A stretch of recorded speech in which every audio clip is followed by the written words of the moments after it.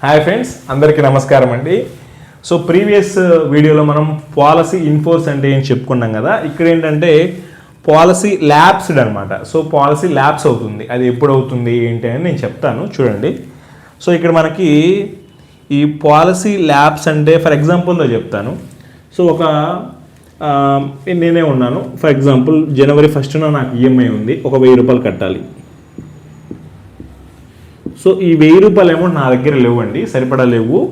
So ఇంకా అప్పుడు auto డెబిట్లు అవ్వలేదన్నమాట. సో అక్కడి నుంచి కూడా నాకు జనవరి 1 నుంచి కూడా 15th వరకు అనమాట 15 days గ్రేస్ పీరియడ్ ఇస్తారు. మీరు ఒక 2-3 వీడియోలు ముందుకు వెళ్తే గ్రేస్ పీరియడ్ అంటే ఏమిటి కూడా చేసి పెట్టాను వీడియో, అది చూడండి, మీకు ఈజీగా ఉంటుంది.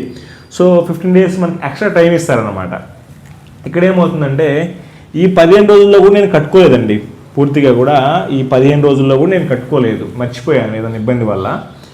తర్వాత ఏమవుతుందంటే 16th అనమాట, జనవరి 16న నా పాలసీ ల్యాప్స్ అయిపోతుంది. సో ల్యాప్స్ అవ్వడం అంటే ఇంకా మీకు సింపుల్గా చెప్పాలంటే ఆఫ్ అయిపోతుంది.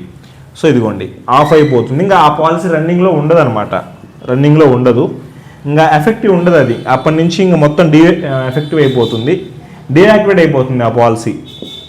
సో ఇంకా పూర్తిగా కూడా ఆ పాలసీ ల్యాప్స్ అవ్వడం ఏంటంటే దాని వాల్యూ 0 అయిపోతుంది ఇంకా పూర్తిగా కూడా.